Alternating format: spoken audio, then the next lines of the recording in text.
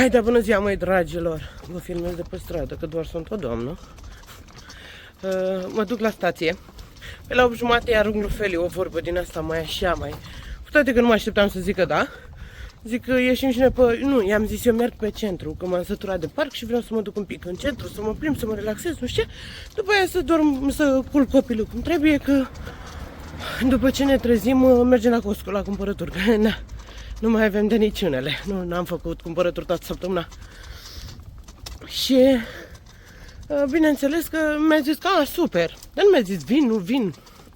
Eu am luat în ritmul meu, că dacă mă lași în pace, ritmul meu e pe respect. Fac ce vreau, când vreau, cum pot. Și dacă m-ai lăsat în legea mea, eu am luat în ritmul meu și ea pe la 10 îmi trimite mesaj, adică acum vreo jumătate de oră. Hei, ce faci, bagă-mă seama. Și eu eram cu băiatul și zic, da, făi, ce s-a întâmplat? Te aștept în centru. Nu, te aștept în mall. Și zic, super. Deci a trebuit să-i dau să mănânce și să-l iau la mall, pentru că la pretențiile pe care le avem acum în ultimul timp e riscant să ies cu el nemâncat din casă. Și să-l scot la mall și pe lângă dimineață, pe lângă toate astea, dimineață când râdeam cu el și așa, partea de jos dreapta avem o măsea dezvoltată, o măsea extra, o avem dezvoltată, în partea de jos stânga nu. Și acum dimineața am văzut că e înțepată gingia. Deci ne iese și măseaua. Bun. Spune pupipa. Așteptăm vasul, plecăm. Pupipa. Stai mă la poză. Fără poză? Bine.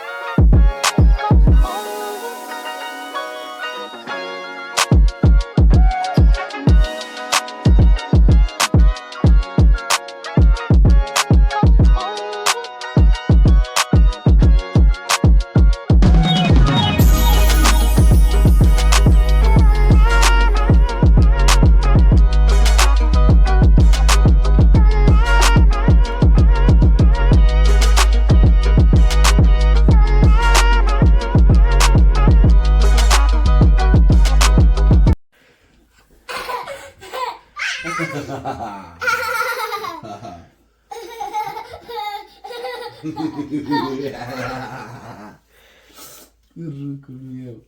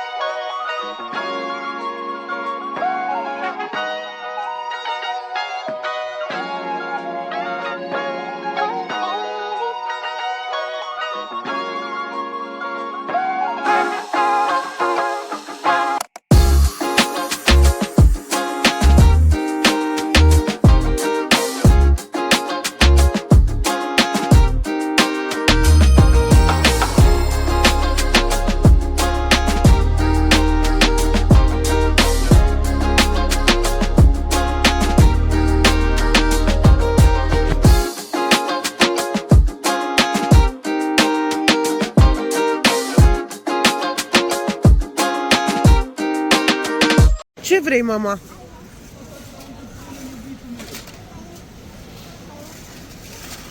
Care, mama? Nu ăsta? Nu-l vrei pe ăsta? Îl vrei pe ăsta tu, mama? Pe ăsta îl vrei tu? 300 de lire, tati, dar unde îl punem? Unde ți-l pun, mamă? Tu l-ai pe ăsta, mami. Uite, ăla este al tău. Tu l-ai pe ăsta. Și mi ocupă toată curtea. Ăsta unde să ți-l pună, mama? Inima mea. Ia uite cât animalul e aici, na. Unde îl pune, mami?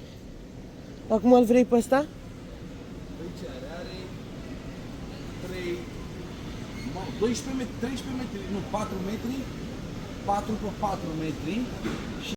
Mami, ține iubirea vieții mele. Ține iubirea vieții mele. Mami, brațe. Of, da, sigur. Ține iubirea vieții mele. Pe standul de bere ne-am găsit și noi ne îndrăgostim astăzi. Pe standul de bere.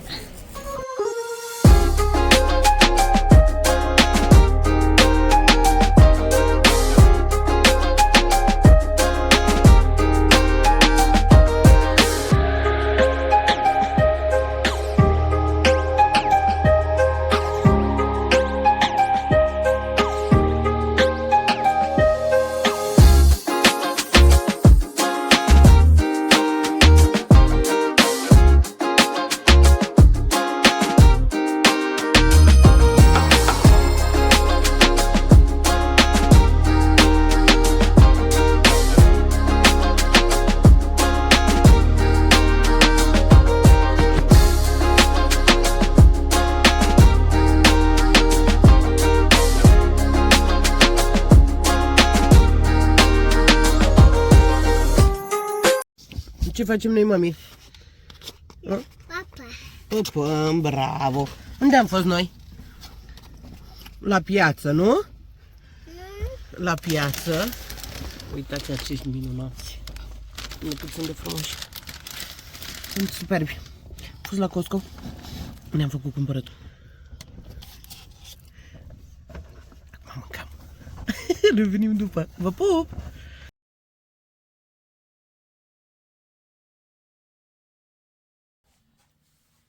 Nu știu de unde să mă apuc, dar începem cu începutul. Detergenții, Fairy, la pièce de la crème, sau la crème de la pièce. Uite-te un pic la ăștia. Mama, uite-te un pic la ăștia. Uite-te ce frumusețe ăsta.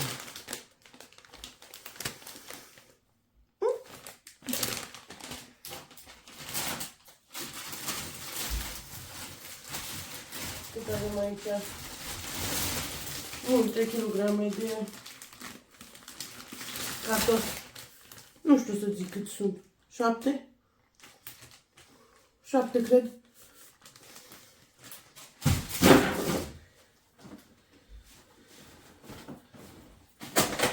S-a luat așa o cutie de frustecuri mixte. Gem, cinnamon, pere și picant. Lebureții de vase. Le Actimelus extremus.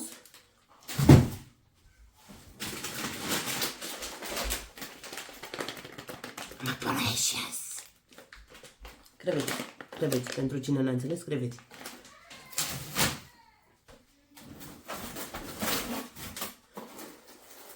S-a luat o casoletă de guava, o lădiță de guava.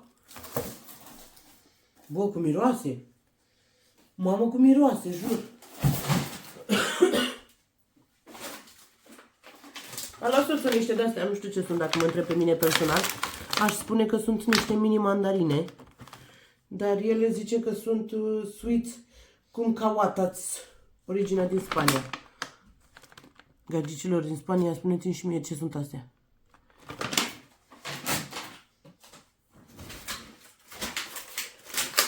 S-au luat mandarine din astea curtitele.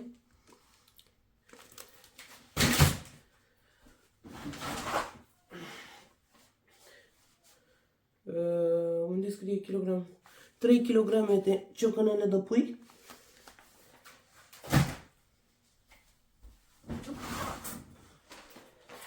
Trei kg de aripioare de pui. Poate că tot de aici ca să am ce să vă mai arăt. După care mai am o sacoșă.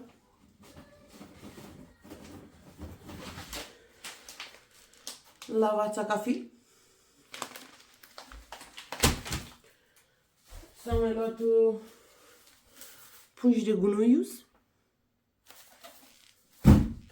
S-a mai luat o de-asta, ca să vină frumos la colecție când e nevoie. S-au mai luat 3 baxuri de apă plată. Unstoppable! N-am mai găsit fairy și am luat și eu ce am găsit. Aia e. Roșii sherry. Ia de să las camera asta mai jos un pic totuși. Uite, cred că e ok așa. Dacă nu pica stativul. Deci, cum am apucat eu acum ca doamna și editam, am realizat că jumătate din ceea ce eu am filmat, de fapt nu am filmat. De ce? Pentru că m-am pus să las camera mai jos și când am lăsat camera mai jos, eu de fapt am apăsat pe butonul ăla de oprire. Nu. Anyway. Deci mă miram că au fost doar 3 minute. Și tot nu iartă-mă, doar 3 minute am filmat eu, când de fapt erau vreo 7-8. Dar bineînțeles că eu l-am filmat. Nu o să mai scot acum să vă arăt ce am luat, ce am luat și ce n-am luat. Dar... Hai, să mai întâmplă. Bă, sughițule. Cine sughiță aici? Tu? De unde sughiți tu? De unde sughiți?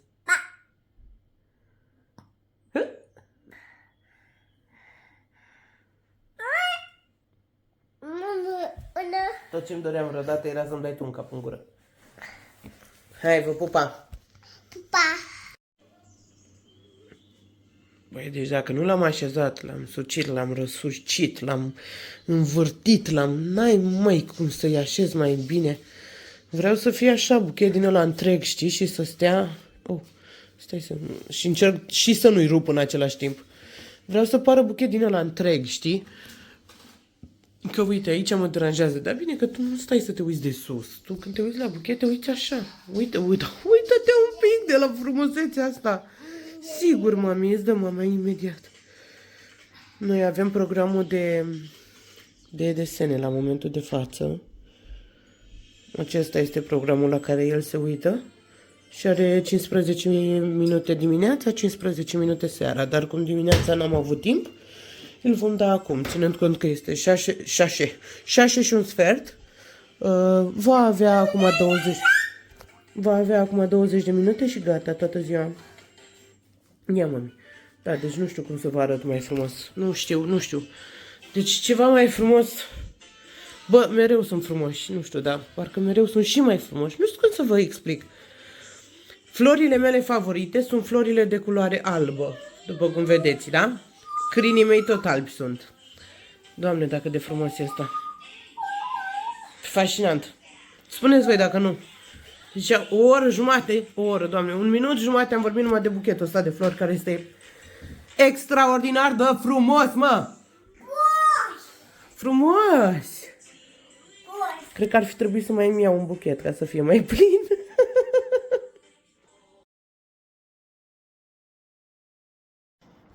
Da, mă, gagici, am reușit și eu să mi le pun pe toate la o parte. Să mi le așez, să mi le pregătesc pe toate. Acum băieții vor să facă un grătar, dar după cum puteți vedea, afară plouă. O plouat. Și nu poți face grătar când plouă. Acum să vedem. Ei știu cel mai bine. Ascultați cântecul ăsta.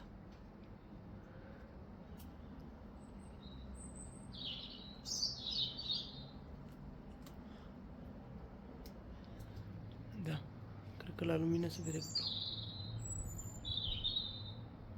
Asta încercam să vă arăt. Că la lumină se vede că plouă.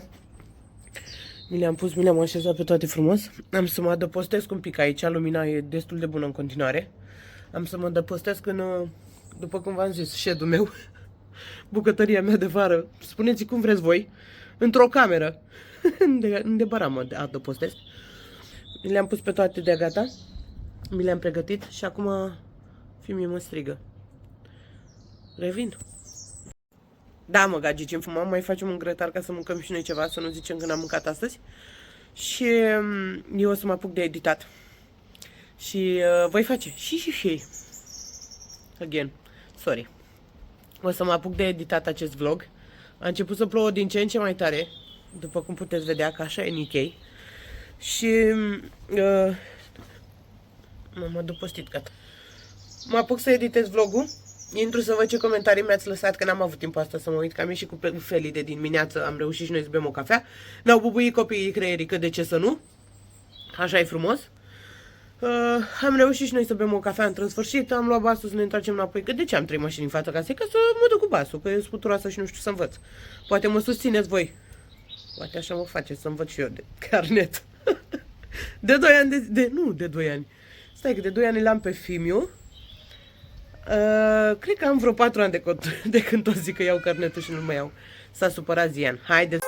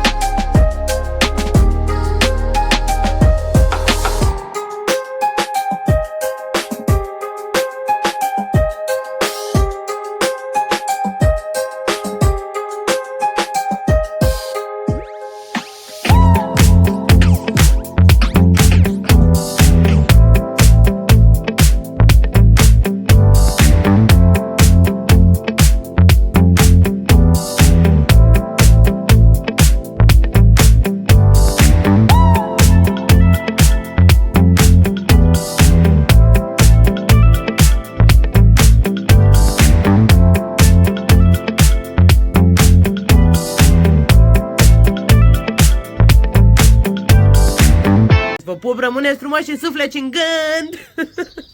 Pupipa!